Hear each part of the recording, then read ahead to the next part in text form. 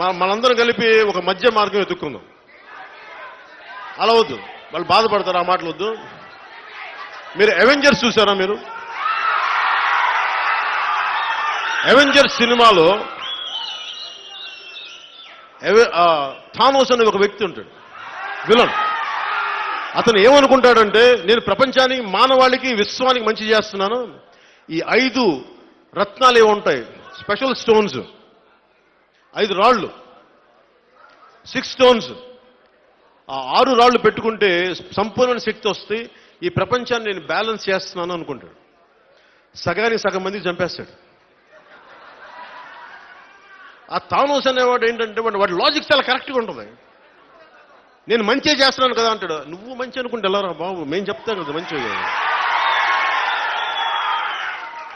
అలాగా మన Andhra Thanos, YCP Thanos నవరత్నాలని చెప్పి మనందరినీ చంపేస్తున్నాడు, చితకబాదేస్తున్నాడు మనం.